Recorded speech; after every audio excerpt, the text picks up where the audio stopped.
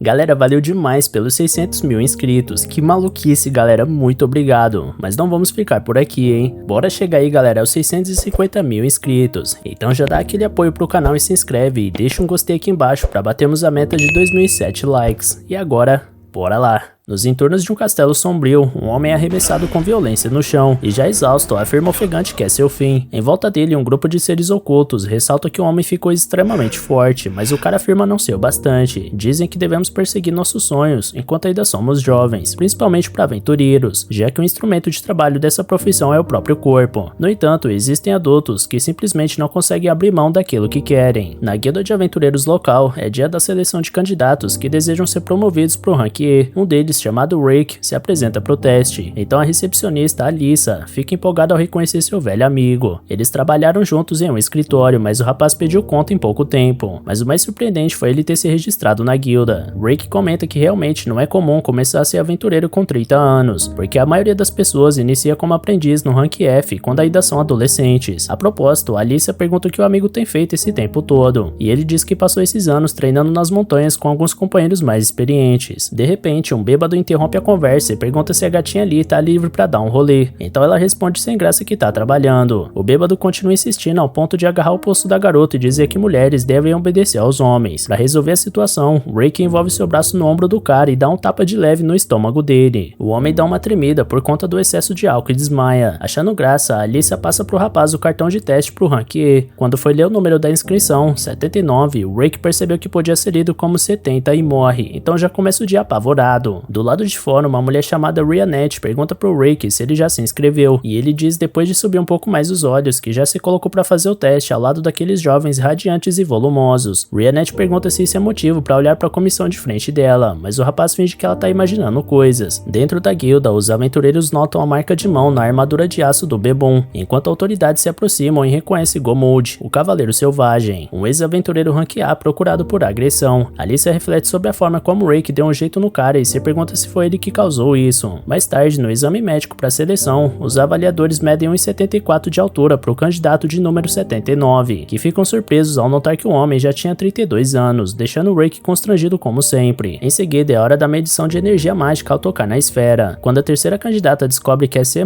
todos em volta ficam impressionados, até que o Rick é chamado. Após certa expectativa, a esfera dá uma estalada patética e avalia o aventureiro com F-, provocando a risada dos candidatos em volta, que nunca viram alguém com uma energia mágica tão baixa. Curiosamente, após a partida de Rick, a esfera racha. Depois se inicia o teste de força bruta, onde os selecionáveis devem direcionar toda sua força em um único golpe. O saco de slime absorve qualquer tipo de ataque, portanto, o pessoal não precisa se conter. Ao escutar isso, Rick se lembra dos treinos da montanha, onde seu tutor ensinava que não importa a magia ou arma que você esteja usando, o corpo sempre será a base de tudo. Portanto, se o homem conseguir destruir esse saco de slime dourado com as próprias mãos, saberá que construiu um corpo em que pode confiar. Rick argumenta que não é capaz de destruir algo tão resistente, mas o instrutor explica que isso é apenas o básico. Então destrói o saco com facilidade e afirma poder fazer isso com 200 desse de uma vez só. Dito isso, Rick começou seus treinos no slime dourado com 50 mil socos por dia, e sente na pele o inferno que foi aquele tempo. Logo o teste começa e o primeiro candidato impressiona ao usar uma magia de fortalecimento em um chute. O segundo era um filho de duque metido e vaidoso, que dizem ter apenas 11 e uma magia equivalente ao rank C, uma típica criança prodígio. Então, lá vai o garoto conjurar uma magia ao recitar uma poesia inteira. Com uma grande energia emanando em volta do seu corpo, ele lança a magia de terceira natureza composta, eliminação de chamas. Assim, uma bolinha de fogo ridícula parte em zigue-zague até o saque se desfaz nele. O avaliador fica impressionado com a genialidade do jovem, enquanto Rick se lembra que também teve lições de magia de terceira natureza composta de calor. Na ocasião, a instrutora arremessou uma esfera em chamas capaz de arruinar uma montanha inteira. Após outros candidatos terem sua vez, o inscrito número 79 é convocado para o teste. Antes de começar, um dos avaliadores ressalta que o Rick não pode esperar muito crescimento da sua magia nessa idade, porque o correto é começar a prática desde jovem. A conclusão do avaliador é que o Rick deveria desistir. Sentindo a pressão dos olhares em volta, ele sabe que deveria fazer exatamente isso, mas ainda assim, sua chama interna continua viva como nunca. Certo dia, treinando socos no saco de slime, apesar dos seus punhos sangrarem absurdamente, ainda faltavam 30 mil socos para a cota do dia. Então o professor recomendou que o rapaz parasse parasse, mas ele continua até o final. Por fim, ele sabe bem que começou muito mais tarde do que os outros, mas sua crença de que ele pode recuperar o tempo perdido é maior que tudo. Com esse sentimento, ele desfere um soco que devasta o saco de slime. O pivete filho de Duke resmunga que o cara tá roubando a atenção que devia ser pra ele, mas garante que vai dar o troco no teste de magia defensiva, que é sua especialidade. Mais tarde, no teste de magia defensiva, Rick consegue se defender contra uma magia da quarta natureza, composta, que o moleque não conseguiu, e a essa altura, todos estavam de boca aberta perante o candidato número 79. Feito isso, o avaliador avisa que vai subir um nível e usar a quinta natureza composta. Porém, o cara explica que só consegue chegar até a primeira natureza composta. Então o instrutor acredita tá sendo subestimado e pretende não se segurar nesse próximo ataque. Logo ele conjura um ciclone de choque, feitiço de nível 5, e os demais aventureiros ficam sem acreditar no resultado disso. Sylvester Alcernia, cavaleiro de primeira classe do reino, escuta o estrondo de longe e vai procurar saber a causa disso, porque uma explosão desse tamanho não deveria estar em teste. Ao saber o que aconteceu, Lord Sylvester acha que estão fazendo algum tipo de piada com ele, porque Rank F nenhum é capaz de fazer o que foi dito. Então, ele lê a ficha do candidato 79, Rick Gladiator, de 32 anos, e fica pasmo com a idade do cara. Pelo que consta, Rick trabalhou por 14 anos como recepcionista na filial da guilda Tiger Road Cinquad. Após o teste de magia defensiva, o protagonista realizou a prova escrita e finalizou os testes por hoje. Conversando com o Rianet mais tarde, ele confessa que não sabe se foi bem ou não nesse primeiro dia, ainda mais porque ele tirou F- em capacidade mágica. Como consolo, Rianet ressalta que o rapaz evoluiu muito nesses últimos 2 anos. De repente, o filho de Duke Marrento surge chamando Rick de plebeu, e o Rick tenta se lembrar do nome do garoto, mas sem sucesso. Possesso, o moleque diz que se chama Fred Diarmuth, então Rick pergunta se ele tá precisando de ajuda pra achar os pais. Ainda mais bolado, Fred chora ao dizer que hoje era o dia dele brilhar, mas que o velhote roubou o brilho dele no teste. Logo atrás do garoto, Angélica, sua irmã mais velha, repreende o Rick por fazer seu caçula chorar. Em prantos, Fred denuncia que o velhote de 40 anos maltratou ele, então Rick tenta de todas as formas convencer os dois que ele tem 30 e poucos anos. Sem querer saber de nada, Angélica chama o homem pra um duelo, então joga uma luva no peito dele. Ele pega e diz que uma filha de nobre pode até não saber, mas lava a roupa dá trabalho. Como o cara pegou a luva do chão, Rianet avisa que esse gesto simboliza que o duelo foi aceito, então o pobre coitado fica sem saída. Sem demorar, Angélica de Armuth, cavaleira de segunda classe dos Cavaleiros do Reino, carrega o oponente até a arena pra punir o ordinário idoso de 40 anos, segundo suas palavras. Seguindo a tradição de Philheim, Angélica propõe que o perdedor deve ser o servo do vencedor até a morte. No meio disso, Rick pergunta qual deve ser o nível da desafiante, e Rianet acredita que uma cavaleira de segunda classe do reino provavelmente tá no rank B, por isso ela pede pro rapaz pegar leve com ela. Sem entender, o Rick lembra que ele é o rank F da história. Pra tranquilizar o sujeito, a mulher pede pra ele se lembrar do que treinou nos últimos anos, mas as lembranças fazem ele surtar ainda mais. Como última cartada, Rianet recorda o homem, que ele faz parte do punho de ouro e Shaunkun, o grupo que se orgulha de ser o mais forte do continente. Dito isso, o Rick Gladiator se ergue novamente e vai em direção à desafiante. Cheia de si, Angélica afirma que vai pegar leve com o novato, ao passo que desembainha sua espada e conjura um feitiço. Rick analisava que ela é do tipo espadachim que fortalece o corpo e suas armas, mas a mulher não dá tempo dele aprofundar seu estudo, porque usa sua habilidade passe instantâneo para passar por ele com uma velocidade impressionante, fazendo o homem ouvir o som da lâmina perto do ouvido. Ela afirma ter dado um golpe de aviso, mas nem reduzindo sua rapidez, o rank F foi capaz de esquivar. Rindo da cara do velhote, Fred conta que sua irmã é tão veloz que é conhecida por todo o reino como Angélica, o Lampejo. Então ela avisa que dessa vez não vai errar de propósito e volta a atacar com um passe instantâneo. Ironicamente, enquanto a atacante se aproximava, Rick notava que ela é extremamente lenta, então desvia sem dificuldade nenhuma. De queixo caído, Angélica achava que apenas poucos cavaleiros de primeira classe poderiam reagir a tempo desse tipo de ataque, mas acredita que foi puro golpe de sorte, então volta a investir contra o adversário. Mais uma vez, Rick não entende como essa mulher pode ser tão lisma com um apelido desse, por isso considera que deve ser só uma Patty que virou cavaleira por ter um pai rico. De repente, ela tropeça numa pedra no caminho e gira pelo ar até fincar sua espada na parede com força. Como não previu o ataque dela, o Rick acha que aquela habilidade é incrível, por isso volta a colocar o rabo entre as pernas, sem saber que ela apenas tropeçou e perdeu o fio da meada. Angélica também não quer perder a pose, então finge que rodou feito peão de propósito. Em seguida, ela diz que vai usar um passo instantâneo de último nível, movimento que impacta o corpo dela ao ponto de só permitir que ela use 3 vezes. Rick reconhece que ela tá bem mais rápida, porém, ainda assim, parece uma tartaruga com cãibra. Apesar de não ter funcionado esse ataque, Angélica insiste na mesma tática e repete o movimento, restando só mais uma chance com essa habilidade. Insistente, ela mantém a estratégia, até que tropeça em outra pedra pelo caminho. Com medo de não conseguir reagir a tempo dessa mudança de percurso, Rick dá uma pancada no chão que isola o oponente e abre uma cratera no solo. solo. Sem acreditar no que tá acontecendo, Angélica pergunta quem é esse cara, e ele responde que pediu demissão há alguns anos para tentar ser aventureiro, mas que vai dar o máximo de si para tentar essa carreira. Dito isso, para surpresa do novato, a cavaleira se rende, dando a desculpa que vai deixar essa passar porque o oponente conseguiu se livrar dos ataques dela. Como não é bobo nem nada, o Rick Gladiator pergunta sobre aquele combinado do perdedor virar servo. Então Angélica usa a maior velocidade já registrada por ela para fugir dali. Após a vitória, Rionette avisa pro Rick que Broston e os outros estão vindo pro reino nesse momento para ver como o rapaz tá se saindo, e o Rick só tem pressentimentos ruins quanto a isso. Na cena seguinte é contada a lenda do guerreiro que enfrentou o monstro supremo Kaiser Alsapier para conquistar um tesouro capaz de realizar qualquer desejo, chamado os registros akáshicos. No entanto, esse guerreiro jamais conseguiu derrotar aquela criatura mítica, e apenas alguma criança que sonha em ser aventureiro um dia conseguirá esse tesouro. Isso é o que o lendário guerreiro acredita. Voltando ao atual reino de Filheim, os resultados dos testes preliminares pro Rank E estão prestes a serem anunciados, e caso a energia mágica que será transmitida para cada cartão do exame for azul, então esse candidato passou. Amanhã, todos os aprovados farão uma batalha simulada no segundo estágio do exame. Ao lado da Rionette, Rick Gladiator tá tenso até o talo, já que outro fracasso poderia representar sua desistência definitiva, já que ele passou da idade habitual para isso. Logo o cartão dele começa a brilhar e pula do azul pro vermelho até decretar a aprovação do candidato. Ao sair da sala, o Rick sentiu um cheiro horrível, até que um jovem galanteador joga seu charme pra cima da linda donzela do recinto. Segundo suas palavras, ele ressalta que a nobre casa de Diarmut governa os povos de norte a sul, e ele é o filho mais velho Raster Diarmut. O nobre pergunta o nome da donzela, e ela responde que se chama Rionette Erfel. Rick também se apresenta, mas o nobre faz questão de dizer que não se importa com uma mané sem brilho de meia idade. Logo Raster volta suas atenções para Elfa e diz que perdeu seu coração no fundo dos olhos dela, por isso gostaria de levar ela para as terras do norte para tornar ela sua segunda esposa. Como o rapaz estava esfregando a mão da Elfa, o Rick resolveu interferir para não dar ruim para ele. Então diz que é namorado da senhorita e não pode permitir esse flerte na sua frente. Além de não acreditar, Raster despreza a carteira de Rank F do Rick. Então o protagonista argumenta que o nobre também já não é nenhum moleque para estar no exame pro Rank E. Contudo, essa foi a deixa perfeita pro herdeiro jogar na cara do homem que passou pra esse nível quando tinha só 14 anos. Na verdade, ele pertence ao Rank A e é o examinador da batalha simulada. Cheio de si, ele mostra suas credenciais e aconselha Rionette a deixar esse pé rapado fuleiro e jantar com um aventureiro de verdade. A Elfa lamenta desapontar o nobre, mas como pode ser visto, ela tá na companhia desse cavalheiro. Além disso, ela comenta que o cheiro da colônia do Raster é tão forte que chega a causar desconforto. Inconformado, o herdeiro da casa de Armut chama o Rick de ralé de quinta categoria e manda ele se preparar para a batalha simulada, porque lá ele vai mostrar a diferença entre os dois e de quebra colocar juízo na cabeça da Elfa. Em seguida, Raster vai embora batendo o pezinho. Então Rick aproveita para pedir desculpas para Rionette por ter dito que ela é namorada dele, mas ela confessa que essa história deixou ela feliz, e além do mais foi isso que resolveu o problema. Ao voltar pro seu palácio, o herdeiro afoga as mágoas na bebida enquanto amaldiçoa a vida daquele cara. De repente, seus irmãos vão até ele aos prantos, reclamando que um plebeu idoso de 30 anos tirou onda com a cara deles no primeiro teste. Segundo o primogênito, ninguém tem permissão para fazer chorar dois membros da casa de Armut, por isso promete fazer o criminoso pagar. Já que disseram que o sujeito era mais velho, Rick vem à mente de Raster, que pergunta pros irmãos se eles lembram o número de inscrição do sujeito. Fred só lembra que o número parecia dizer que o cara ia morrer, então o herdeiro dá uma risada ao descobrir de quem se trata. Alguns dias depois, era chegada a hora da batalha simulada, e o Rionette pede pro Rick pegar leve com o pessoal. Ele responde que nem tem condição de pegar pesado, ao contrário daquele playboy do norte que vai acabar com ele nesse teste. Com a certeza que ia apanhar, o rapaz começa a chorar, até que logo à sua frente o homem se apresenta como Lynx Laurette, e afirma que será o examinador de Gladiator na batalha, já que será responsável pelos números de 50 a 100. Dito isso, Rick celebra ao perceber que seu número de inscrição, 79, não era tão zicado igual ele pensava. Como se não bastasse, Lynx enche a bola do candidato, dizendo que o fato dele ter 30 anos e largado o emprego para virar aventureiro devolveu a esperança pro homem, que um dia quer ser igual ao Rick. Lynx começou como aventureiro aos 24 anos e só engatou uma carreira depois dos 30. Portanto, ele enxerga o Rick Gladiator como um exemplo de força de vontade. Aos 40 anos de idade, agora o examinador pretende realizar o sonho de chegar ao Rank A, embora tenha levado quase 20 anos para chegar ao B. Dito isso, Rick cumprimenta o homem com entusiasmo, e embora Lynx ressalte que não vai ter candidato favorito no exame, ele chama o Gladiator para beber alguma coisa depois do teste. Escutando cada palavra escondido, Raster espera o examinador passar para abordar ele. Depois dessa conversa, Rick parece bem mais tranquilo para a batalha, já que tirou um peso enorme das costas. Entretanto, um dos organizadores chega na sala de concentração e informa que Lynx Laurette, examinador dos candidatos de 50 a 100, adoeceu repentinamente. Dada a situação, Raster de Armut vai assumir esses candidatos. Rionette já imaginava que daria algum problema, levando em conta que o Rick acabou se metendo no caminho dos 3 filhos de Armut. Ao redor, um aventureiro lamenta por Raster, seu examinador, porque ele é conhecido como o Homem das Mil Habilidades, um gênio que subiu pro rank A apenas aos 17 anos de idade. Como se não bastasse, ele tem outro apelido que é ainda pior, o Triturador de rank F, e dizem que ele assedia candidatos todos os anos por puro entretenimento. Enquanto isso, se preparando para a batalha simulada, Raster começa a mostrar suas garras ao detonar um candidato com apenas um feitiço. Segundo ele, esse é o problema das pessoas de origem humilde, elas não servem nem pro aquecimento. Logo atrás, um guarda de elite recebe o sinal. Desesperado, Rick Gladiator pergunta o que fazer agora, apesar de Ryanet não entender o motivo desse drama todo. O homem lembra que o examinador é um rank A que odeia ele, fora todas as pessoas que sempre dizem que ele fracassaria. Então Ryanet responde que como as palavras dos outros podem dar ou tirar a confiança de quem as ouve, ela diz que o Rick é um homem forte, capaz de passar no teste e vencer o playboy de colônia estragada. Afinal, desde que decidiu se tornar um aventureiro, tudo que o Rick tem feito é ter sucesso. Ao escutar essas palavras, ele se sente mais motivado para seguir sua jornada sem tanto desgosto, até que um moleque de capuz aborda ele e pede para ler sua sorte de graça, porque viu Rick e enxergou nele um homem que tá lutando contra os próprios demônios e precisa de uma clara evidência. Já que não tá fazendo nada, o protagonista aceita o desafio e senta na cadeira. Ao fazer isso, ele cai numa armadilha mágica e desaparece. Então o moleque tira o capuz e revela ser Freed de Armut. Ryanet fica possessa e corta a bola de cristal do garoto no meio, explode a parede atrás nesse movimento e pega Freed pelo colarinho para saber para onde foi mandado o aventureiro. Como o pivete se recusou a cooperar, ela corta metade dos cílios dele e avisa que da próxima vez serão seus olhos. Dessa vez, Freed arrega e diz que é um teleporte que alcança 100 metros. Por isso, o velhote não tá longe. No fim, o Rick foi parar no local atrás da área de teste, onde é recebido pelo guarda de elite e seus comparsas. Diante disso, o Rank F descobre que tá de fato sendo sabotado pela família de Armut, e que a força dos homens que estão cercando ele equivale ao Rank B. Por isso ele vai levar uma surra grande e ficar de fora do exame. Como se não bastasse, o líder dos guardas de elite é capaz de enfrentar guerreiros do Rank A. O fim do Gladiator estava decretado, porém o punho de Orichalcon surge na colina antes que o pior acontecesse. O chefe lembra que o Rick tem um teste e pergunta o que diabos ele tá fazendo ali, e os capangas não acreditam que estão diante de um orc falante. Rick gagueja antes de inventar que esses homens ao redor estão ajudando ele a aquecer para a batalha simulada. Então o orc se dispõe a ajudar também. Dito isso, Rick entra em desespero e manda os guardas de elite correrem para salvar suas vidas, mas eles não acham que estão sob ameaça. Por isso um deles senta um martelo na cabeça do orc, mas a arma é esfarelada sem causar nenhum dano. Não satisfeito, o homem cai pro braço. Então o orc quebra o pulso dele. Porém, para surpresa de todos, o monstro cura a mão do seu agressor e ensina que falta equilíbrio na compensação de peso para que o soco saia mais forte, porque o corpo é uma massa inteiramente conectada e isso não pode ser ignorado. Escutando essas palavras, o líder dos guardas descobre quem são essas pessoas. Do outro lado, o garoto do punho de Orichalcon puxa seu super canhão, chamando de Julieta revisada, que carrega pedras mágicas e balas de chumbo, e avisa que vai resolver a treta de forma pacífica. Então ele fuzila 3 inimigos que estavam na sua frente, deixando Rick surtado. Por último, os guardas pegam a garotinha Orichalcon de refém e manda todos se renderem antes que ele corte o pescoço dela. Rick e o orc avisam pro cara largar ela antes que dê ruim, e a garotinha pergunta pros amigos o que o moço tá fazendo atrás dela. Rick explica pra Aliceret que o moço só tá querendo brincar, então ela pergunta que brincadeira é essa. O guarda tá sem paciência e dá um murro pra ela ficar quieta, e isso desperta a fúria da criança, que destrói tudo ao seu redor com uma magia de 7ª natureza composta. O líder dos guardas baixa a cabeça e explica que essa garota tem só 10 anos, mas é a maga vampira mais poderosa. Afinal, é a criança demônio da devastação, Aliceret Dracul. Quanto ao outro membro que parece um garoto, sua aparência pode enganar, mas ele é um meio elfo e meio anão de mais de 50 anos, com técnicas que parecem um milênio à frente do seu tempo, sendo o maior artesão de armas do mundo. Seu nome é Mizet Eldwarf, e ele é conhecido como a Oficina Milenar. Por último, o orc possui uma força física inigualável, e sua inteligência não fica para trás, capaz de usar todas as magias de suporte existentes. Esse é Bruxton Ashork, a besta sábia. Segundo o líder dos guardas, os 3 são aventureiros Rank S e compõem o grupo mais lendário do continente, o lendário Punho de Orichalcon. Pela primeira vez na vida, o velho viu esses 3 com seus próprios olhos, por isso ele larga suas armas e afirma que vai se aposentar para viver o resto da vida em paz. Dito isso, Aliceret aniquila o resto dos guardas, enquanto Rick celebra a chance de participar do teste. Ao voltar para Ryanet, o aventureiro surpreende o Freed, que achou que o velhote ia dessa pra melhor. Então a elfa se livra do pivete na base da ignorância. Em seguida, Lynx aparece ferido e denuncia que Raster fez isso com ele. Como se não bastasse, antes de dar uma surra no examinador, o herdeiro perguntou qual era o sonho dele. De origem humilde, Lynx veio de um lugar onde as crianças querem ser aventureiras, mas não têm oportunidades. Por isso, seu sonho é abrir uma escola para elas. Ao escutar isso, Raster trancou Lynx e desprezou sua tentativa de educar a escória da sociedade, dizendo que o professor de 3ª categoria vai formar alunos tão podres quanto. Lynx ficou furioso com esse insulto, mas não conseguiu responder nada ao nobre. Pensando nisso, o examinador pede pro Rick desistir do exame por não saber onde tá se metendo. Porém, o Rick não pensa em desistir em momento algum. Voltando pra arena, Raster vê um dos seus guardas caindo inconsciente, por isso deduz que o Rick Gladiator tá a caminho. O nobre adoraria esmagar os sonhos daquele homem sem nem ao menos permitir que ele tentasse, mas já que terá o desprazer de um embate direto, quem sabe ele pode fazer o Rank F sofrer de outra forma, como fazer no inferno parecer a Disney pra aquele cara. Enquanto esse momento não chega, o nobre se contenta atacando fogo nos pobres coitados durante a preparação pro grande evento. No meio disso, Adolfo observava o treinamento sem esperar nada mais de um Rank A. Ao quebrar a quarta parede, ele nos ensina diretamente que os 4 grandes fundamentos de todo aventureiro são a força física, o controle corporal, a quantidade de mana e o controle mágico. Juntas, essas estatísticas ditam a força da pessoa que as possui. Arnold tem de nascença a capacidade de visualizar a pontuação desses fundamentos em outras pessoas. Para provar o que disse, ele compara a diferença de status entre um dos participantes do evento e o do Raster, que possui uma quantidade de mana tão assustadora que até machuca os olhos do rapaz. Olhando à sua volta com sua vista prejudicada, ele vê Rick e não entende o que um velhote está fazendo nesse teste para crianças. Porém, analisando as estatísticas do sujeito, os olhos de Arnold queimam mais que nunca. Chegando na arena, Rhianette é abordada pela recepcionista da guilda dos aventureiros, Alice Granger, que tenta puxar assunto com a elfa por algum motivo. Em um canto da arquibancada, Aliceret chama sua amiga para acompanhar um evento perto do punho de Orichalcum. Alice fica de boca aberta ao ver um orc na arena, enquanto Rhianette recusa a proposta do Mizet para sentar perto dele para não ser vítima da mão do elfo anão. Já que não deu certo com a amiga, ele tenta a sorte com a ex-colega de trabalho do Rick Gladiator, uma vez que ela possui um coração agradável e balançante. A elfa avisa que o cara não é de se confiar, então empurra a humana para outro canto. Brugston pergunta como tá o promissor novato do grupo deles, e Rhianette informa que o Rick vai passar nesse teste sem grandes problemas. Alice avisa que o examinador dessa prova é um Rank A, metida forte, que sempre exagera quando vai lidar com os novatos, mas ainda assim o orc não acha que isso é um problema. Do outro lado da arena, Angélica bota a pilha pro seu irmão dar uma surra naquele idiota que parece ter 40 anos na cara, até ver seu caçula moído na porrada chegando do lado dela. De frente pro Rick Gladiator, Raster confessa que ficou surpreso ao ver que o novato escapou dos seus guardas, mas que não esperava muito de plebeus insignificantes como eles. Agora o velhote terá à sua frente o suprassumo do reino de Filhen, o autoproclamado gênio Raster de Armut. Após sentir algo estranho em seu corpo, Rick questiona o motivo do nobre ter se tornado um aventureiro, e ele responde que possui talento para isso, além de que isso aumenta ainda mais o status dele, ainda que seja um herdeiro. Indignado com a falta de honra do oponente, Rick afirma que não vai se permitir ser derrotado por um cara como esse. Raster avisa que falar é fácil, e prova seu ponto de vista ao invocar uma magia de primeira natureza composta, o tiro de gelo. Ao arremessar a lança gélida perto do rosto do protagonista, Raster acha que o cara travou de medo e não conseguiu desviar, mas na verdade o Rick só estava mantendo a calma diante do desafio, assim como Rhianette pediu para ele fazer antes de entrar pra luta. Sendo sincero consigo, ele tá preocupado, mas tá se esforçando para seguir a diretriz da elfa. Por outro lado, uma vez que o Rick não reagiu, o nobre afirma que vai fazer do jeito que quiser. Em volta, seus irmãos gritam pro primogênito acabar com o sujeito. Então Raster invoca uma magia de terceira natureza composta, a chama iluminada, deixando Rick surpreso pelo fato do oponente não usar encantamento num feitiço desse nível. Apesar do estrondo das chamas, Gladiator permanece estático perante a magia de fogo. Brugston comenta que aquilo foi tão insignificante que nem pode ser qualificado como um ataque contra seu pupilo. Vendo que Alice estava preocupada, ele pergunta se ela sabe quais são os 4 fundamentos, e ela responde todos com precisão. Brugston explica que entre eles, a quantidade de mana deve ser desenvolvida quando se é jovem, mais ou menos até os 20 anos. Como Rick entrou nessa vida aos 30, a única coisa com a qual ele pode contar é o seu próprio corpo. Por essa razão, o orc aplicou treinamentos específicos pro aluno visando essa característica, colocando pesos para ele caminhar e ficar mais forte fisicamente para compensar a falta de mana. Enquanto isso, Raster conjura o furacão cortador, uma magia de quarta natureza composta, e arremessa no examinando. Brugston explica que ensinou Rick a ter esse corpo do zero, enquanto Mizet foi o responsável pelo ensino do controle mágico. Já Aliceret conta que só brincava de mágica às vezes com o Rick. Por último, Rhianette treinou o controle corporal do pupilo. Ao se dedicar tanto às atividades que praticou com o punho Orichalcum, Gladiator chegou ao patamar de um Rank S, assim como os demais membros dessa organização. Nessa hora, Raster lança sua queimadura de choque, ainda pela quarta natureza. Rhianette observa que o próprio Rick não tem noção do patamar que atingiam porque Brugston fez questão de manter o pé do aluno no chão, tipo no dia em que o garoto não conseguiu quebrar uma rocha no meio. O orc disse que até um Rank F conseguiria. No meio disso, Raster continuava aplicando sua feitiçaria pra cima do candidato com ferocidade, desprezando a escória de terceira categoria que ousa desafiar a nobreza. Com todo seu ódio pela ralé, o ricaço despeja tantas magias que a poeira das explosões toma conta da arena. Com isso, de forma irônica, ele admite que passou um pouco do ponto. Seja como for, nada disso surtiu efeito em Rick, que reaparece sem grandes danos sofridos. fluidos, irritando ainda mais o examinador. Sendo assim, Raster aumenta o nível do desafio ao utilizar uma fortificação física que sobe sua força e velocidade. Mais uma vez, Rick repele o adversário como se ele fosse um inseto. Depois reflete que entendeu o ponto da Rheanet sobre autocontrole e perseverança. Ao ligar só pro talento nato que possui de berço, Raster deixou de lado seu próprio desenvolvimento, o que torna ele extremamente desleixado, apesar da enorme quantidade de mana. Com essa percepção na cabeça, o novato afirma que não vai perder essa luta. Ainda que a situação não seja favorável como imagina, Raster continua acreditando que o candidato se safou apenas por sorte, então começa a conjurar sua primeira magia com encantamento, animando seus irmãos na arquibancada. Com uma magia de terceira natureza composta, a eliminação de chamas, Raster arremessa uma vasta camada de chamas para cima do oponente, esse que bloqueia o ataque facilmente. Dessa vez, Raster não consegue esconder a cara de surpresa. Mizete explica que o Rick usou sua magia com alto grau de precisão para bloquear, porque ter uma mana baixa não significa que você não possa compensar isso com um excelente autocontrole. Mesmo que seja um poço de arrogância, Raster acusa o oponente de ser marrento de graça, já que todos os bloqueios que efetuou foram por pura coincidência. Mesmo crente de sua superioridade, Raster se vê obrigado a usar seu corpo de ferro para levar o golpe do aluno, com medo de ir pro céu mais cedo. Indignada, Angélica comenta que seu irmão tá perdendo para um cara que nem ao menos usou qualquer fortalecimento físico. Ao mesmo tempo, Raster finalmente admite que esse cara é mais forte que um rank E, mas insiste na ideia de que o Rick só se safou dos ataques que sofreu por pura sorte. Cansado da arrogância do nobre, Rick ressalta o esforço que o cara faz para não reconhecer a força do adversário, ainda mais porque ele nem usou magia alguma no confronto, apenas seu controle corporal. Por falar nisso, ainda descrente, Raster pergunta como o cara ficou forte desse jeito em apenas 2 anos, já que é um velho. Ao escutar essa pergunta de um riquinho mimado, que sempre teve todas as oportunidades que a vida pode oferecer, Rick fica pessoalmente ofendido, já que sofreu com treinamentos onde era preso dentro do covil de um dragão até que a criatura tivesse morta, além de ter nadado no fluido da captura de monstros até se afogar. Alice pergunta que história é essa, então Brookston confirma que o rapaz não só se afogou, como também morreu algumas outras vezes. Porém, a habilidade de cura do orc é poderosa o bastante para devolver alguém à vida, caso essa pessoa tenha acabado de morrer. Por essas e outras que o Rick é tão poderoso, afinal, ele pôde voltar dos mortos para continuar sua reconstrução corporal, um treinamento que não é qualquer um que faz. Seja jogado em um precipício ou alvejado por uma rocha do tamanho de uma cidade, Rick podia ter sua vida de novo e seguir com o treinamento. Raster afirma que isso são tudo mentiras, porque mesmo que existisse um reino tão severo, jamais Rick teria motivação para seguir em frente com isso. Por outro lado, o aventureiro novato afirma que ele é assim como Lynx, o examinador que Raster feriu. Apesar da idade, os dois continuam sonhando alto. Desprezando esse papo de sempre sobre ter sonhos, o nobre questiona que objetivo seria esse. Então Rick afirma com convicção que vai derrotar o monstro mais forte do mundo, Kaiser Alsapier. Fred cai na risada com isso e seu irmão mais velho segue na mesma onda. Alice lembra que esse monstro é o que aparece na lenda do herói Yamato, e Brookston acrescenta que Kaiser é o objetivo final do punho de Orichalco. Raster afirma que esse é um sonho de criancinha, um conto de fadas que jamais existiu, mas Rick não tem mais paciência para a arrogância do nobre e não dá corda para ele. Diante disso, Raster promete acabar com a luta de uma vez por todas, e para isso ele invoca uma magia de sétima natureza composta chamada Corda da Floresta, que prende a movimentação do Rick. Em seguida, ele recita sua habilidade mais poderosa, de oitava natureza. Como resultado, um gigantesco golem de madeira é criado e apavora os espectadores do evento. Dentro da boca do monstro, Raster debocha da reação do adversário, que invocava um tipo de ar. Porém, como faz questão de salientar, Rick fala que seu oponente pode ter treinado dezenas de vezes a técnica que está utilizando nesse momento. Porém, ele treinou essa técnica mais simples 100 milhões de vezes. Todos em volta acham que isso é uma mentira, mas Brookston explica que isso é possível com o uso de magia de espaço-tempo. De toda forma, Raster continua sem acreditar nesse papo todo, então finaliza a conjuração do seu feitiço mais poderoso, o Impacto Divino Yggdrasil. Do outro lado, Rick usa o simples tiro de ar, de primeira natureza composta, para bater de frente com o golem. Punho a punho eles medem força, mas é o golem gigante que leva a pior quando sua estrutura era despedaçada aos poucos até o ponto de explodir com tanta pressão vinda do lado oposto. Feito isso, Raster cai derrotado no chão, e o Rick afirma com orgulho que seu sonho permanece intacto. Após a vitória, o punho de Orichalco elogia a performance do pupilo, que consegue compreender pela primeira vez que de fato ficou extremamente poderoso, algo que ele não sabia até então. Pelo lado dos derrotados, Raster era consolado pelos irmãos até aparecer de frente pro punho de Orichalco. Rick aproveita para tirar sarro do cara, dizendo que o gênio da elite foi esmagado por um plebeu da ralé. Fred ameaça resmungar, mas Angélica manda ele ficar na sua. Então Rick acrescenta que escolheu algumas poucas técnicas para praticar exaustivamente ao invés de centenas de poderes inúteis. Por isso aconselha o nobre a treinar uma quantidade limitada de magias. Inconformado, Raster avisa pro aluno que será examinador dele no próximo teste de promoção, e quando isso acontecer, vai triturar o candidato. medo. Por fim, ele continua se referindo ao Rick como terceira categoria e manda ele se preparar para o que tá por vir. Fred e Angélica correm atrás do irmão ferido, porém a garota para um instante para cumprimentar Rick, o que não passava na cabeça dele que seria possível. Mais tarde, o resultado do exame estava prestes a ser anunciado, então o responsável dita os candidatos que foram promovidos, número por número. Tranquilo, Rick aguardava os números sendo selecionados ao lado de Ryanette e outros examinandos, que ao contrário do protagonista estavam aflitos. Enquanto isso, Alice comia um rango com os outros membros do Punho de Orichalcum e pergunta se tá de boa eles estarem ali antes do anúncio dos que passaram, e todos eles respondem que não é preciso se preocuparem. Ryanette comenta que o Rick tá mais calmo do que ela imaginava, então ele explica que tava só lembrando de algumas coisas. Quando era criança, perdido em seus contos de heróis, Rick lia que ao derrotar o monstro supremo, Kaiser El-Sapier, essa pessoa ganharia um tesouro capaz de realizar qualquer desejo, chamado de os registros acásticos. No entanto, Yamato, o herói que todos achavam que seria capaz de fazer isso, acabou falhando, e o próprio afirmou que apenas uma criança que sonha em se tornar aventureira poderá obter esse tesouro e terá seus desejos atendidos. Lendo essa história para os pais, o pequeno Rick sonhava em ser igual a Yamato, embora sua mãe ache que ser um aventureiro carrega consigo grandes perigos que podem levar qualquer um à morte. Na sua preocupação de mãe, ela gostaria que seu filho arranjasse outro tipo de trabalho. Já seu pai acha que esse sonho é um desejo infantil e que deve ser deixado de lado, porque todos devem buscar empregos estáveis e decentes. Na escola, ainda criança, Rick descobriu que possui uma habilidade muito rara, mas os avaliadores não sabiam dizer exatamente que poder era esse. O garoto questiona se é o tipo de poder que o Yamato tinha, e o responsável responde que é mais ou menos isso. Apenas essa fala foi bastante para fazer os olhos do moleque brilharem de entusiasmo, mas o avaliador ressalta que esse poder não é manifestado com treinamento, e sim com o tempo. Portanto, o garoto deve ser paciente. Voltando para casa, o Rick já podia se ver no patamar do grande Yamato, e ele espera que quando essa habilidade se manifestar, ele possa contar aos seus pais e convencer eles de que possui o talento para realizar seu sonho de ser um aventureiro. Nos dias seguintes, após ter contado para os seus amigos mais próximos da escola sobre esse poder oculto, todos ficavam na expectativa de quando Rick iria despertar sua real capacidade. Mostrando a pressa típica de uma criança, seus amigos perguntavam dia após dia se esse tal poder tinha aparecido, e com um sorriso de expectativa, Rick dizia que era só esperar. Um ano depois, lá estão seus amigos questionando sobre esse assunto, então Rick, já com menos alegria nos olhos, considera que talvez o poder não se exponha até que ele se torne um adulto. Apesar do avaliador ter dito que era um poder inato e que viria sem treinamento, o garoto passou a forçar a barra em busca do prometido, tentando de alguma forma expressar essa tão falada habilidade. Anos depois, já em sua adolescência, a situação se mantinha, por isso os amigos avisam que existem casos em que a pessoa, por mais que tenha esse talento guardado dentro de si, às vezes nunca consegue manifestar. Eles perguntam por que o Rick não se torna um aventureiro enquanto isso, já que muitas pessoas que escolhem essa profissão não são necessariamente tão fortes, mas ainda assim conseguem fazer uma boa grana. Porém, ser um aventureiro por Rick não significa ganhar dinheiro. De toda forma, tendo essa idade, ele precisava arranjar trabalhos para ajudar em casa, então ele conseguiu uma vaga como recepcionista em uma guilda chamada Tiger Road, deixando seus pais orgulhosos. Os próximos dias foram de adaptação ao novo trampo, onde o jovem se esforçava para se encaixar naquele meio e ser um funcionário digno do uniforme que veste, embora sentisse certo ciúme dos aventureiros que passavam por lá. Em seu tempo livre, Gladiator continuava praticando, na tentativa de manifestar a habilidade que disseram que ele tinha. Porém, conforme o tempo passava, ele ia envelhecendo e ficando cada vez mais preso nesse emprego, enquanto os aventureiros passavam sempre por ele e mostravam suas conquistas e contavam suas histórias de jornadas. Até seus pais, que antes tinham uma aparência que remetia ao final da juventude, já apresentavam fios grisalhos na cabeça. Durante todo esse tempo, o recepcionista da Tiger Road mantinha seu livro da lenda de Yamato por perto, ainda que sua esperança de viver o sonho morresse um pouco a cada dia que passava. Certo dia, o Rick pagou a recompensa de um aventureiro que exterminou uma infestação de slimes com 20.000 looks e é respondido com um obrigado tio. Ao seu lado, Alice tenta se adaptar a um novo emprego e depende do colega para fazer a maioria das coisas. Por falar nisso, ele avisa que monstros que foram expulsos dos seus covis têm aparecido na cidade ultimamente, e isso indica uma nova missão. A maioria desses monstros são de nível baixo, então é provável que seja uma missão de rank D. Nesse meio tempo, Zed surge na guilda com a corda toda para exibir sua nova conquista, uma medalha de rank B, o que significa que agora ele pode ganhar vida apenas como aventureiro. Impressionado, Rick dá os parabéns ao amigo, ao mesmo tempo que sua voz expressa um certo pesar. Na volta para casa, o sujeito admite sua frustração ao ver Zed evoluindo cada vez mais, enquanto ele mesmo ficou sentado na mesma cadeira durante 14 anos, apenas fazendo o mesmo trabalho de sempre. Pelo menos ele tem uma renda estável, o que era o desejo dos seus pais, mas isso não supre sua necessidade de fazer algo além. Em meio a essa reflexão, Rick escuta gritos de uma garota, por isso corre para ver o que é. No meio do caminho, um troll gigantesco surge de trás de uma casa, um monstro de nível médio que não costuma aparecer por essas bandas. De repente, uma elfa passa perto do monstro, então Rick entra na frente para proteger ela. Vendo que o garoto estava cheio de medo, ela manda ele sair da frente e corta o Troy em pedacinhos sem o menor esforço. Assim, ela agradece ao humano por ter tentado salvar ela, mas deixa claro que ele não precisa se preocupar, porque é uma aventureira. Conforme a Elfa falava, a lua aparecia por entre as nuvens e brilhava intensamente, iluminando a figura imponente de Rhiannet Elfelt. Caminhando ao lado da Elfa, os dois se apresentam e Rick agradece pela ajuda, além de perguntar se o rank dela é o B, uma vez que viu sua força fora do comum. Como Rhiannet afirmou que não, o cara toma um susto ao imaginar que tá diante de uma aventureira rank A, mas ela também não faz parte dessa categoria. Na verdade, ao mostrar sua medalha, Rhiannet prova estar no rank S. Nessa hora, o Rick quase perde a linha, porque aventureiros desse nível são retirados dos registros da guilda por serem fortes demais, e eles podem apenas ser supervisionados pelo escritório principal. Uma vez que conheceu alguém com esse grau lendário, Rick questiona se pode fazer uma pergunta estranha, mas pede pra Elfa não rir. Em sua defesa, ela argumenta que nunca mais riu desde os 8 anos. Então Rick enche a boca pra dizer que seu sonho é se tornar aventureiro e derrotar Kaiser Alsapier, e que ele tem uma habilidade inata que nunca se manifestou. Ele gostaria de saber se pode chegar ao rank S mesmo começando na profissão com 30 anos de idade. Rhiannet ressalta que o garoto tem coragem, algo que é fundamental para seguir nesse ramo, mas ela lembra que o desenvolvimento de mana é realizado quando se é jovem, o que não é o caso dele. Portanto, ela descarta qualquer possibilidade de Rick Gladiator ter sucesso nessa profissão. Fingindo tá de boa, Rick dá uma bugada e agradece pela Elfa ter livrado ele desse sonho juvenil, mas pelo menos ele conheceu uma pessoa tão maravilhosa com quem ele adoraria sair qualquer dia para comer alguma coisa. Apesar dele ter dito isso no impulso, Rhiannet aceita o convite e marca de sair com o humano no dia seguinte. Ao voltar pro trabalho, o sujeito terá motivação pura, com o humor lá no alto. Zayd chega pedindo seu primeiro trabalho rank B, e o Rick entrega como se o aventureiro fosse o vencedor da rifa do bairro. Afinal de contas, o rapaz vai sair com uma garota linda, o que quer dizer que sua vida não é um lixo total, segundo suas próprias palavras. Entretanto, seus planos vão por água abaixo quando pessoas surgem gritando sobre a aparição de monstros. Preocupado, Rick corre pro local de encontro com Rhiannet, mas percebe que sua preocupação não tem nenhum fundamento, porque o entorno da Elfa virou um cemitério de criaturas. À medida que mais inimigos se aproximavam, Rhiannet Elfelt usava sua habilidade lâmina talhadeira e fazia todos os monstros ficarem em pedacinhos. Após exterminar os oponentes, a Elfa é invadida por uma visão de um inferno onde ela era atacada pelas sombras de um dragão maligno. Isso deixa ela fora de combate por enquanto. Então, quando outro monstro surge, Zayd dá as caras para evitar a morte do recepcionista da guilda. Fora ele, outros aventureiros que costumam pegar trabalhos na Tiger Road se juntam ao aventureiro após responderem a uma missão de emergência da guilda. Juntos, os guerreiros eliminam a ameaça, fazendo Rick sentir aquela pontada de inveja ao ver o que um aventureiro pode fazer. Ainda assim, Rhiannet, ao se recuperar um pouco, avisa que um dragão tá por perto e que essa equipe não será o bastante. Ela sabe disso porque quando sente a magia de um dragão, perde o controle da sua própria magia. Logo a fera alada surge no céu, então Rick tem a certeza da causa da fuga dos monstros. Quando o dragão pousa e olha diretamente nos olhos de um dos aventureiros, o homem entra em pânico e ataca com um choque queimador, que apesar de não causar dano algum, provoca a fúria da criatura, que apenas com bater de asas, arremessa todos os humanos no chão. Zayd sabe que todos precisam fugir por não terem chances contra um inimigo desse porte. Porém, por mais que o grupo tentasse cair fora, o dragão ergue uma barreira ao redor e prende todos próximos a ele. Zayd tenta quebrar o escudo com seu machado, mas a proteção mágica é forte demais. Diante disso, o homem tem certeza que é hoje que ele morre. Entretanto, para surpresa de todos, Rick Gladiator se coloca à frente dos demais. Nervoso, ele explica que se for pra geral morrer de qualquer jeito, ele prefere cair atirando pra morrer como um aventureiro, já que ele não conseguiu viver como um. Embora tenha desistido do sonho, é verdade que o sangue do Rick ainda ferve por dentro, e essa fervura, no fim das contas, era mais do que apenas a esperança de realizar seu desejo. Com isso em mente, Rick arremessa uma pedra no dragão para extravasar esse sentimento, ao passo que Zayd convoca seus colegas para não deixarem o recepcionista sozinho nessa. Logo a Chun-Li Fake assume a linha de frente, enquanto o mago dispara seu furacão cortador. Por último, Zayd aproveita a distração para acertar seu machado no focinho do monstro, mas além de nada ter surtido efeito, o dragão agora se prepara para usar seu sopro. Antecipando isso, Zayd cobre toda a equipe com um corpo de ferro. Porém, ainda que tenha salvado todos de virarem churrasco, os membros do grupo sofrem o dano do impacto e perdem boa parte da capacidade de reação. Até Rhiannet, uma rank S, sabe que não pode lutar contra esse oponente. De repente, ressurgindo debaixo dos escombros do sopro do dragão, Rick se coloca à frente de todos mais uma vez e se aproxima do monstro até sofrer um pisão. Então, enquanto o grupo lamenta a suposta morte do homem, ele recebe a informação de que adquiriu uma nova habilidade. Com isso, ele ergue a pata do dragão na base da força e transborda uma quantidade de mana tão obscena que até Rhiannet fica assustada. Com essa aura energética em volta de si, ele consegue proteger seu corpo do sopro do dragão. Para contra-atacar, Rick usa o despertar da coragem bruta e lança um raio que abre um rombo no corpo do monstro. Após matar o inimigo, ele desmaia. Uma semana depois, ele acorda de um coma com uma dor tremenda. Então Rhiannet explica que ele praticamente morreu quando seus circuitos mágicos foram destruídos. A Elfa aguardou pacientemente que o Rick acordasse ajudasse para convidar ele a fazer parte do punho de Orichalcum, porque o objetivo deles é o mesmo que do humano, derrotar Kaiser Alsapier. Como era uma lenda que poucos acreditavam ser real, Rick arregala os olhos ao ter a certeza que sempre foi tudo verdade. Fora isso, a elfa ressalta que o Rick mostrou grande talento e possibilidade de crescimento contra o dragão, o que pode tornar ele um grande aliado e, acima de tudo, um ótimo aventureiro. Essa era a primeira vez que o Rick tinha escutado isso de outra pessoa, por isso ele não consegue conter a emoção. Voltando ao momento atual, Gladiator escuta seu número sendo dito no alto-falante. Oficialmente promovido, ele caminha ao lado de Brianette e dá os créditos da sua conquista aos seus mestres e a ele mesmo, que nunca desistiu de se tornar um aventureiro. Tempos depois, o examinador Lynx Laurate parte ao encontro do punho de Orichalcum após receber de Gladiator o mapa da localização dessa equipe. Alguns dias atrás, Lynx se recuperava da covarde surra que levou de Raster de Armut para tirar ele de serviço. O examinador adoraria beber com Rick assim que ele recebesse alta, como eles tinham combinado antes do exame. Aliás, Lynx tem muito interesse em conhecer esse grupo com quem Rick anda, por isso pede que esse encontro seja onde eles moram. Diante disso, Rick avisa antes de tudo que o examinador deveria partir com o máximo de equipamento que puder, porque o lugar é sinistro. Seguindo o mapa do aventureiro, Lynx chega no distrito de Arkust, número 13. Lá estava o castelo Egil, por mais que pareça o castelo do Lorde Demônio, segundo Lynx. Ao se aproximar, ele se sente intimidado pela extensão gigantesca do portão de entrada, então demora a perceber que existe outra porta bem menor que dá acesso ao interior da estrutura. Ao bater o sino da porta para chamar os moradores, o portão grande se abre e o Rick recebe o visitante. Do lado de dentro da muralha medonha, o recinto era maravilhoso e dava uma sensação única de paz. Não à toa, já que nenhum monstro se atreve a se aproximar dos domínios do punho de Orichalcum. Ao escutar isso de Rick, Lynx pergunta o motivo dele ter pedido tanta armadura pro examinador entrar ali, se não tem ameaças por perto. Então o aventureiro explica que é uma forma do amigo não acabar dentro de um caixão. Logo eles entram na casa e são recebidos por Brianette. Lynx se sente honrado pela presença da elfa que tanto ajudou ele durante o exame de promoção de rank. Atrás de Brianette, uma garotinha acena pro Rick, deixando Lynx confuso por ter uma criança nesse ambiente peculiar. De toda forma, ele adoraria que sua filha crescesse tão saudável e feliz quanto essa garota aparenta ser. Dito isso, a criança lança uma magia de 6º nível no visitante apenas dizendo Kabum, e o Rick tem que salvar a vida do homem na hora H. Obviamente, o aventureiro dá um esporro na Aliceret, coisa que ele já fez 1000 vezes antes pelo mesmo motivo, lançar magias dentro do castelo. A vampira reclama que o Rick não brinca mais com ela, como se a culpa fosse dele. Sem perder a compostura, Brianette ameaça tirar parte da grana voltada à alimentação de Aliceret para pagar os reparos da casa. Então a garota se joga aos pés da elfa e implora para que isso não aconteça. Diante disso, Rick dá um suspiro e pede um momento pro visitante para ele poder dar um pouco de atenção à criança, que foi carinhosamente apelidada pelos moradores de Ellis. Rick sabe que a pestinha vai aprontar de novo se for deixá-la sozinha. Enquanto isso, Brianette deixa Lynx à vontade na casa, e a primeira coisa que ele faz é observar a vista de uma das janelas e ter a certeza de que demoraria dias para conhecer toda a extensão dessa redondeza. Além disso, era possível ver a barraca de Mizette no campo de visão do examinador. Curioso, ele desce até o anão elfo e se apresenta usando o sobrenome, Laurote, e pergunta que tipo de artesanato é esse que o rapaz está fazendo. Mizette explica que esse é um ultra canhão de chamas número 6 e deixa o visitante usar o equipamento contra um espantalho no terreno. Segundo o elfo anão, basta você focar sua magia na arma e disparar o gatilho. Feito isso, Lynx cai para trás com o coice do lança-mísseis e abre um buraco no chão onde o projétil atingiu. Assustado com a potência da arma, ele afirma que uma produção em massa desse armamento mudaria para sempre o conceito de guerra no mundo todo. Agora, ao voltar ao interior da mansão, ele começa a andar mais atencioso depois de quase ir de base por conta de um equipamento louco de um elfo anão. Metendo a cara em uma das salas da casa, ele vê um orc na porta entreaberta e entra em choque. Sem tirar os olhos do livro que lia, Bruston Ashore convida o visitante a entrar, caso queira. Sem graça, Lynx pede perdão pela inconveniência e vai até o orc, ficando impressionado com a quantidade de livros que lá tinha. Segundo o monstro, esses são seus aposentos e sua biblioteca privada, porque se sente mais tranquilo quando tá rodeado por livros. Apesar de já ter lido quase todos, ultimamente a besta sábia tem focado muito no treinamento do Rick, o que tira um pouco do tempo para ele praticar a leitura. Sabendo que o orc foi o responsável pelo treinamento de Gladiator, Lynx Laurette pede humildemente que esse mestre também trabalhe as habilidades dele. Então Brugston se levanta e elogia o olhar determinado do humano por conta da semelhança com o do seu aluno. Mais tarde, Rick procura o convidado por toda parte, até que Mizette avisa que o cara entrou na floresta junto com Bruston agora há pouco. Na mesma hora, o homem entra em desespero. Sendo jogado por um desfiladeiro preso a 2 bolas de aço de peso incalculável, Lynx dá adeus às suas 2 filhas, Latina e Lilia. No entanto, sua queda é amortecida assim que ele cai em cima de alguma criatura peluda. Confuso, ele olha para baixo e vê Brianette erguendo um javali gigante que iria servir de ingrediente para janta. Após ser salvo pela elfa, o examinador de Felheim agradece pela ajuda, enquanto ela supõe de cara que os pesos que estavam presos aos pés do humano foram colocados pelo Bruston. Segundo Lynx, seu mestre mestre ordenou que ele descesse correndo um penhasco. Sem ficar surpresa, Ryanette comenta que o Orc é quem mais mata o Rick nos treinamentos, e Lynx finge que não ouviu essa frase. Atrás dele, Bruston surge para continuar o treino e puxa o Homem-Floresta adentro. Após voltar dos exercícios, Laurot fica feliz por ainda estar vivo, assim como o Rick, que não teve a chance de dizer ao homem que treinar com a besta sábia é uma grande furada para quem tá desavisado. Aliás, ele diz pro convidado que certas coisas que os 3 Orixalcon dizem devem ser completamente ignoradas, tipo quando Bruston afirma que vai pegar leve no treino, quando Alice promete que não vai fazer algo novamente e quando Mizette garante que vai levar algo a sério. Falando no diabo, os 3 estavam plantados em frente ao humano, reclamando do exagero dele. No entanto, Rick bate o pé e mantém o discurso, tentando manter seu convidado vivo. Mizette afirma que o erro de Rick foi justamente ter chamado esse sujeito para dar um rolê na mansão, deixando Lix ainda mais apavorado. Mais tarde, Ryanette serve um chá para os 2 humanos e avisa que o jantar ficará pronto em pouco tempo. Sentindo um clima entre Rick e a elfa, quando ela vai embora, Lynx pergunta pro amigo o que tá rolando entre eles dois. Rick acha que não tem nada demais acontecendo, até porque ele é um trintão sem graça. Porém, Lynx ressalta que a diferença de idade não deveria importar tanto. Por exemplo, a esposa dele é 20 anos mais jovem que ele. De toda forma, ele sabe que nada pode ser forçado quando se trata do amor. Em algum momento, se tiver que ser, os sentimentos dos dois ficarão alinhados e o resto vai acontecer num piscar de olhos. Um pouco depois, durante a janta, Lynx Laurette agradece pela comida, e Rick faz questão que seu convidado coma bastante, coisa que Alice já fez, mas ainda não foi o bastante. Além dela, os outros 2 Orixalcon também querem comer ou beber mais coisas, então Ryanette se levanta para servir a todos. Lynx avisa o Rick que essa é a hora certa de se oferecer para ajudar a elfa e estreitar os laços entre os dois, então o rapaz sai correndo para não ficar para trás. Em seguida, Lynx se mostra curioso em relação à habilidade inata do Gladiator, e Bruston explica que o Rick não consegue ativar a habilidade sozinho, e que depende de fatores para que isso aconteça. Caso o homem controle o despertar da força bruta, certamente ele será mais forte até que os membros do punho de Orixalcon. Após o Rick voltar, o Orc aproveita que o convidado trabalha na central e pergunta se ele já ouviu falar das 6 joias da lenda de Yamato, porque o objetivo deles é derrotar Kaiser Alsapier, e essas 6 joias são pedras mágicas que abrem um portal para a espiral da origem, onde Kaiser dorme. No entanto, essas pedras só são ativadas a cada 200 anos, e nessa parte do ciclo, elas já estão liberando uma quantidade absurda de magia. Dito isso, os membros do Orixalcon querem saber alguma informação a mais sobre isso. Lynx não sabe dizer, mas promete dar uma olhada no departamento confidencial para ver se acha algo sobre. Após isso, Rick comenta no pé do ouvido do amigo que não achou nenhum momento certo para ajudar sua pretendente, porque a mulher é simplesmente perfeita em tudo e não precisava de ajuda para nada. Horas depois, na Guilda dos Aventureiros, uma mulher reclama que tá fazendo faxina quando deveria estar continuando sua jovem carreira de aventureira. Logo ela vê o punho de Orixalcon tentando pegar uma missão, só que eles precisam de mais um integrante no grupo para ter o número mínimo necessário para isso. Então o mestre da guilda recomenda que eles levem Rei Lucas, uma jovem garota que deseja desbravar o mundo como aventureira. Ela não parece muito empolgada ao andar junto de, segundo ela, um orc falante, uma criança e um velho tosco. Porém, qualquer coisa é melhor do que varrer o chão, então ela aceita o desafio e se junta ao grupo. No caminho, Rick explica que eles estão procurando uma pedra mágica que é extremamente valiosa e tem o poder de atrair monstros. Segura de si, Rei afirma que pode lidar com qualquer monstro que for atraído pela pedra, porque ela pode até ser rank F, mas em breve estará no topo. A propósito, ela pergunta o rank do homem, e ele conta estar no E. Com essa resposta, Rei conclui que o Rick se trata de um velhote que começou tarde, por isso deve ser ridiculamente fraco. Mais à frente, Alice e Bruston encontram uma pedra mágica atrás das colinas. Enquanto isso, na mansão, Mizette usa uma bugiganga para soprar vento na saia da Ryanette para ela subir. Então a elfa dá a volta em alta velocidade e pergunta que negócio é esse. Ele explica que é um aparelho que cria vento sem usar magia, chamado tempestuoso Mike Chin. Ryanette responde que é um troço bastante interessante, antes de destruir o aparelho em pedaços com sua espada. Na entrada, para se aproximar das pedras mágicas, o grupo encontra um Wyvern e Rei fica desesperada. Sem perder a pose, Bruston se aproxima lentamente do dragão e dá um soco que joga a fera longe. Rei Lucas reclama que a morte desse Wyvern vai atrair vários outros para a região, então o orc se cansa do chilique da mulher e manda Rick tancar essa falação. Mais tarde, o homem fica encarregado de ser o ouvinte particular da moça, até que eles veem dezenas de dragões sendo destroçados a alguns metros adiante, onde Bruston e Alice matavam uma a uma daquelas feras aladas. Entretanto, um Wyvern vermelho, uma raça ainda mais forte de dragão, tinha dado a volta e acabou posando em frente aos 2 humanos. Como de costume, Rei já desiste da vida ao cair sentada, então Rick pede pra ela correr. Não aceitando agir como uma covarde, Rei muda de ideia e decide enfrentar o Wyvern ao lado dos companheiros, como Yamato faria. Sendo um fã de carteirinha do lendário aventureiro, Rick aceita a proposta e pede pra mulher ficar no apoio. Com isso, ela prepara uma magia de primeira natureza composta, mas Rick se adianta e arrebenta a cabeça do bicho com uma mão usada. No dia seguinte, ao voltar pra guilda, a mulher tá estranha por tudo que presenciou ontem, e o mestre da guilda entende o motivo. motivo, uma vez que o punho de Orichalcum é conhecido por levar confusão por onde passa, levando em conta que são o grupo Rank S mais poderoso do continente. Por esse motivo, o mestre acredita que Rei Lucas deve se contentar com as atividades que estejam de acordo com a limitação dela. No entanto, Rei se motiva a alcançar o patamar daqueles aventureiros e poder fazer coisas incríveis como eles. Por falar nisso, Orichalcum mostra em sua mesa uma das 6 joias, a flor carmesim, após encontrar ela no fundo do ninho dos Wyvern. Ao usarem a ressonância da magia dessa pedra, eles poderão achar as outras joias. Com esse intuito, Mizete usa sua habilidade de mapeamento de terra, abrindo um mapa que indica Heractopia, um país conhecido pelo seu Coliseu, onde as artes de combate fazem a fama dessa nação. 400 anos atrás, ali era um pequeno país composto principalmente de deserto. O quarto rei, Alexander Heractopia, viu um assentamento chamado Knuplerse e construiu o Coliseu. Lá ele realizou competições de luta e o próprio rei Alexander lutou sem armas, apenas com seu próprio corpo, e se tornou um campeão invicto de 10.000 lutas. Quando sua fama correu por todo o continente, lutadores de todos os cantos desafiavam o rei para derrubar sua invencibilidade, enquanto Heractopia pulsava como um reino de enorme prestígio e vigor perante esses eventos de força. Knuplerse, onde ficava a arena das lutas, se tornou a capital desse reinado. Junto ao punho de Orichalcum, Rick Gladiator está diante da enorme estátua daquele que ficou conhecido como Alexander, o rei dos punhos. Bruston adoraria ter lutado pelo menos uma vez com esse homem mítico, embora Rick ache que esse embate poderia ter causado o fim do reino inteiro. Ryanet observa que esse tipo de luta como entretenimento ainda prospera até hoje como parte central da tradição desse lugar, o que o Rick entende, uma vez que a ocupação de lutador em Heractopia é extremamente comum, e eles até dão um nome em particular para quem batalha nesses eventos, são os chamados pugilistas. Dito isso, o grupo parte para a busca da joia que veio procurar, e apesar de ser uma cidade acostumada com brutamontes caminhando em cada esquina, um dos habitantes se assusta quando o orc gigantesco aborda ele na rua. Rick só queria uma informação, mas o homem sai correndo de medo. Imaginando que não vai conseguir progresso por ali, Rick dá a ideia deles procurarem saber das 6 joias na prefeitura. No entanto, o grito de uma garota indefesa chama a atenção do grupo, que vê uma mulher fera sendo importunada por um homem. Bruston se aproxima para fazer uma pergunta, mas o homem se ofende com a presença do orc e alerta que é um pugilista, por isso não tem medo de encrenca. Bruston não parece intimidado e até comenta que o sujeito calvo não parece dos mais fortes, então o cara se enfurece de vez e chama o monstro pro X1 em um beco ali perto. Em questão de segundos, Bruston dá uma surra no rapaz, que agora concorda em responder as perguntas. Ele se apresenta como Gold, enquanto a garota gato se chama Milícia. Indo direto ao ponto, a besta sábia mostra a flor carmesim para os moradores e pergunta se eles já viram algo parecido pelas redondezas. Os dois sentem que já viram algo parecido em algum lugar por ali, embora não saibam exatamente onde. Atrás do grupo, uma multidão se aglomera para prestigiar o show de abertura do torneio Rei dos Punhos. Gold se empolga e revela que esse é o desfile de anúncio do torneio da cidade, onde o vencedor se torna o campeão dos pugilistas, e a gata mal pode esperar para que esses 2 meses antes do começo do evento passem logo. Esse festival é tão importante que cerca de 500.000 pessoas vêm para Heractopia todos os anos para assistir. Sendo ovacionado pelo público, eles veem um pugilista chamado Kerwin Urwolf, que venceu o torneio Rei dos Punhos 5 vezes, sendo 3 delas de forma consecutiva. Conforme admirava o lutador sendo carregado por um elefante em meio às pessoas, Gold sonha um dia chegar nesse patamar. E por falar em uma joia esférica reluzente, Milícia nota que o cinturão de campeão de Kerwin carrega uma relíquia igual à procurada pelos estrangeiros. Bruston reconhece ela como o ouro do soberano, uma das 6 joias. Após realizar o desfile, o famoso pugilista entra na academia onde realiza seus treinos, e o homem aborda Kerwin para agradecer pelo show dado. O lutador não se importa porque sabe da importância de entusiasmar as pessoas nas vésperas do torneio. Apesar disso, o homem de tapa-olho não acredita que Kerwin esteja muito bem, o que o pugilista nega. Nessa hora, os 3 membros do punho de Orichalcum entram na academia em busca do grande campeão. Ao dar de cara com um orc imenso, até o temido lutador de Heractopia sente um frio na espinha. Rick tentava chegar quieto uma vez que deveria, inevitavelmente, entrar em um assunto delicado. Porém, esse não faz o estilo de Bruston, que sabe que também não é do feitio do pugilista ficar de papo torto. Sendo assim, o orc vai direto ao ponto e revela que a joia no cinturão do Kerry pertenceu a um membro do grupo de Bruston há muito tempo atrás. Caso o campeão entregue a relíquia, o orc garante que vai devolver uma joia de valor equivalente. O homem de tapa-olho se ofende com a postura dos visitantes e chama alguém para expulsar aquele grupo. Porém, o pugilista pede calma pro patrão e conta que é capaz de farejar um mentiroso, o que não é o caso desses 3 desconhecidos. Contudo, ele se recusa a entregar a joia, porque esse cinturão é especial pro povo de Heractopia e faz parte do orgulho desse país. Em outras palavras, a única forma de ter acesso ao cinturão é vencer no torneio Rei dos Punhos. Bruston entende as circunstâncias e pede desculpas pelo incômodo, então Rick questiona se vai ficar por isso mesmo, ao passo que acompanha o líder do punho de Orichalcum pra fora da academia. O patrão de tapa-olho acha que deveria ensinar uma lição para esses forasteiros abusados, porém Kerry tem certeza que os dois estariam mortos se eles chegassem às vias de fato contra aqueles 3. Afinal de contas, o pugilista notou o porte assustador daquela criança criada, e por isso tem certeza que ela possui habilidades surpreendentes. Já aquele homem, apesar de parecer normal, dá a impressão que treinou seu corpo até um grau extraordinário, e possui uma aura difícil de compreender. Por último, Karen sabe que aquele orc porta um poder absoluto dentro de si. Do lado de fora, Bruston revela o plano de se tornar pugilista para vencer o evento e ganhar o cinturão. Para entrar no torneio é preciso passar pelas preliminares realizadas no leste e oeste do reino, e ir passando de fase até vencer o bloco onde todos também se classificaram. Depois disso, os que venceram vão para as oitavas de final do torneio. Bruston deixa Rake com a Liga Ocidental, enquanto ele segue pelo Oriente. E para não se perder sozinho nesse lugar desconhecido, o orc providenciou um guia pessoal, e esse homem se chama Gold. Em seguida, Rhiannet avisa que o Rake precisa passar por um teste para receber o direito de ser um pugilista. Por isso leva o rapaz até uma batalha simulada, onde o oponente dele será escolhido aleatoriamente dentre os novos competidores. Rake pergunta se seu oponente é forte, então o organizador conta que é um novato promissor que venceu todas as lutas preliminares do torneio, só que mesmo se perder, Rake pode se classificar caso demonstre certo nível de habilidade. De repente, a rival de Rake se apresenta de surpresa como Flash, e o homem sabe muito bem a quem pertence aquela voz. Era Angélica de Armut, a nobre mimada que ele derrotou e que causou toda aquela confusão com os de Armut. Entretanto, é ela quem se apavora quando percebe que seu adversário é Rake Gladiator. Na plateia, dois velhos acompanham a batalha simulada ao lado de outros poucos homens, porque a beleza de Angélica costuma atrair os olhares masculinos por onde ela aparece. Embora a garota tenha ganhado fama rapidamente por sua passagem meteórica até esse momento pela fase preliminar, um dos idosos ressalta que não é bom subestimar o outro novato, porque de vez em quando rola uma zebra no torneio. No ringue, o Rake quer saber se o irmão mais velho da mulher tá na cidade também, mas ela conta que veio sozinha, dando uma aliviada no sujeito. Por outro lado, Angélica tá tensa por estar enfrentando aquele que derrotou ela sem um pingo de suor. Mesmo que não precise vencer para passar de fase, ela não quer se dar o luxo de perder esse embate. Logo, sua força seria colocada à prova de novo, porque o organizador dá início ao teste. Mais uma vez, Angélica não sente que o Rake passe uma imagem ameaçadora, mas ela quebrou a cara quando subestimou ele da última vez, por isso promete manter a guarda alta a cada instante. Ela tenta usar sua habilidade passe instantâneo, mas acaba tropeçando e falhando, para sua surpresa. Sem graça, ela se levanta e tenta de novo, porém descobre que não tropeçou. Na verdade, o Rake estava derrubando ela de alguma forma que nem era possível ver. O homem questiona se ela curtiu a habilidade que ele aprendeu esses dias. Segundo ele, esse é o número 1 dos 8 segredos de como pegar leve, a rasteira nas pernas. Essa é uma técnica para desmoralizar o oponente, não deixando ele ficar de pé. Ou seja, o Rake tá aplicando um chute tão rápido na mulher que nem mesmo ela, uma cavaleira de segunda classe, consegue enxergar. Sendo assim, ela tenta manter distância para não pagar mico, mas de nada adianta. Enquanto tentava se afastar, ela leva outra pernada e cai feito boba no campo de batalha. Ao passo que derrubava o adversário a cada vez que ela se reerguia, o rapaz parecia se sentir culpado pela facilidade da luta e elogiava a forma como é difícil encontrar o tempo certo da rasteira diante da velocidade incrível da Flash. Então ele motiva o adversário a se manter na luta, porque agora ele vai entrar com tudo. Porém, Angélica ergue as mãos e pede arrego na mesma hora. Sendo assim, Gladiator consegue sua permissão para competir, depois de dar 5 rasteiras numa nobre. Porém, ela não quer deixar barata sua nova humilhação sofrida, porque ela considera um mero velhote. Rake corrige ela mais uma vez, explicando que só tem 30 e poucos anos. Então Angélica chora e questiona quantas vezes vai ter que ser humilhada por aquele cara até ele ficar satisfeito. Rake se apressa para explicar que Angélica usou as palavras erradas para descrever a situação, porque não é nada disso que ela deu a entender. Desesperado para mudar de assunto, ele chama Flash para comer alguma coisa. Por coincidência, eles acabam parando numa hospedaria onde Milícia e seus pais administram. Após servir alguns brindes na mesa dos pugilistas, a garota gato pergunta onde tá Bruston, e fica triste ao escutar que o orc tá participando da preliminar do Oriente. Quando a garçonete vai embora, Angélica pergunta o motivo de Rake ter se tornado um pugilista, e o homem revela que pretende vencer o torneio Rei dos Punhos. A garota acha uma ofensa o homem ser pretencioso a esse ponto, mas sossega o facho porque tá sem muita moral pra botar marra. De toda forma, ela avisa que não vai ser possível pro cara competir esse ano, porque o caminho até chegar nas oitavas de final é muito longo e não vai dar tempo. Por exemplo, só aqueles que venceram 40 lutas durante o semestre ganham acesso à liga, e o máximo que um lutador consegue é participar de 10 lutas no mês. Levando em conta que falta uma semana pro início do torneio, ela acha impossível Gladiator chegar lá. Porém, apesar do sermão, Rhiannet informa que marcou as 40 lutas pro Rake no intervalo de 4 dias, deixando a Flash sem chão. Mais tarde, Rake vai atrás da sua luta de estreia nas preliminares e fica sabendo que seu oponente será Great Albert. Preocupado, o organizador que passou a informação conta que esse competidor é conhecido por quebrar as regras do torneio por usar uma arma, apesar de nenhuma checagem corporal ter identificado se isso é verdade ou não até hoje. Logo, Rake fica de frente pro Mukirana no campo de batalha, mas o sujeito não parece carregar arma nenhuma. Dentro da sua cabeça, o desafiante enxerga Gladiator como um velho que deu sangue para se tornar pugilista nessa idade, e acha que isso vai fazer valer a pena o esforço para esmagar esse oponente. Para isso acontecer, o homem pega uma pedra de impacto na sola do seu sapato que aumenta a força dos golpes dele em até 30 vezes. Quando a luta começa, Albert joga sua jaqueta no rosto do Rake para tampar a visão dele e soca com toda a sua força o peito do adversário. Após o impacto insano, ele imagina que estraçalhou o rival, porém era a mão do Albert que estava totalmente quebrada. Com isso, a pedra de impacto cai da mão dele e revela a farsa. Rake ironiza o rival dizendo que ele deveria fortalecer o corpo antes de dar um golpe tão forte com esse item, apesar do Mukirana lembrar que quebrou montanhas apenas com seu punho. De toda forma, agora era a hora do revide, então Rake prepara o número 2 dos 8 segredos de como pegar leve. Com um soco que não pega no oponente, o vento formado ao redor do punho de Gladiator sacode o cérebro do adversário até ele ficar inconsciente. Diante dessa vitória incrível, o velho que acompanha as lutas preliminares descobre que finalmente Kerwin Orwolf tem um oponente à altura. Quando a noite chega, em um estabelecimento obscuro de Heractopia, um monstro chamado Gaith dormia profundamente na presença de belas garotas, até que alguém bate a sua porta e anuncia que é hora de trabalhar. No dia seguinte, Angélica de Armute aproveitava que não estava diante do Rake e massacrava os rivais nas eliminatórias preliminares do torneio. Com 40 vitórias consecutivas, a Lampejo se classifica e agora já pensa em vencer as disputas na liga de blocos. Da mesma forma que o Rake se empolga para dar o melhor de si, Angélica torce um pouco o nariz, questionando se o cara pretende mesmo lutar 40 vezes em 4 dias, já que cada local só cedia uma luta por dia, sendo que o cara teria que andar centenas de quilômetros para dezenas de áreas onde as lutas acontecem para cumprir essa cota. Porém, antes mesmo da Lampejo concluir o raciocínio, Rianet perde a paciência e chama o Rake para começar a maratona, porque tem uma luta na Arena Green Hill marcada para as 10 horas. Angélica surta e grita de uma vez por todas que essa arena fica a 30 km dali e que nenhuma carruagem tunada chegaria lá a tempo. Ofendido, o Gladiator responde que tá apressado demais para pegar uma carruagem, e é por isso que ele vai correndo. Logo ele dispara na velocidade do som e mostra para Jarmuth que o verdadeiro lampejo do recinto acabou de ir embora. Enquanto ela simplesmente não aceita que o rapaz desafia todas as leis da física, Annette questiona se Angélica tem interesse na luta do Rick. Angélica até gostaria de ver, mas não sabe como chegaria a tempo. Então a elfa se oferece para levar ela até lá de uma forma que a humana jamais esperaria, que é saltando por entre as casas da cidade numa rapidez surreal, sendo carregada no colo por aquela criada elfa. Assim que chega na arena Green Hill, Rick se surpreende ao ver a Jarmuth jogada nos bastidores, porque apesar de estar presente, a garota não conseguiu ver a luta por motivos de pânico. De todo jeito, Rick até se sente aliviado por não ter mais uma espectadora, já que cometeu um erro grave com o terceiro dos seus 8 segredos para pegar leve. Na ocasião, ele notou que esse movimento precisava de alguns ajustes. Atrás dele, o Rianet avisa que tá na hora da próxima luta, então ele parte ligeirinho rumo ao seu novo desafio. Angélica implora para ficar em Green Hill, mas a elfa não dá ouvidos e carrega a garota no colo. Na Arena Kolak, o membro humano do punho de Orichalcum tenta regular suas habilidades para não fazer seus rivais virarem sopa, mas sem que isso atrapalhe suas vitórias. Ao chegar na Arena Shutkad, o Rake corre ao redor do oponente e finaliza ele com um pequeno furacão formado pelo movimento. Já na Arena Litrina, mais uma vítima caía perante o Trintão. Após a corrida maluca versão Coliseu, Angélica mal podia acreditar que o sujeito realmente conseguiu 40 vitórias em 4 dias para passar nas preliminares. Sentada com a garota em um belo ambiente que lembra Veneza, Rianet conta que tá na hora das ligas de blocos, e a Jarmuth agradece aos céus por não estar no mesmo bloco daquele cara. Afinal de contas, ela até planeja vencer o torneio, mas acha meio difícil com a participação do Rick. Fora isso, a elfa lembra que o Bruston tá seguindo o próximo rumo na Liga Leste, o Orc Rank S que treinou o Gladiator. Diante dessa notícia, parece que Angélica murcha de vez suas chances de sair com o caneco. Logo, Rianet conta que o Rick partiu para a região de Trônia, então a humana passa a se odiar por não ficar surpresa que o cara simplesmente esteja fazendo a pé esse trajeto de 600 km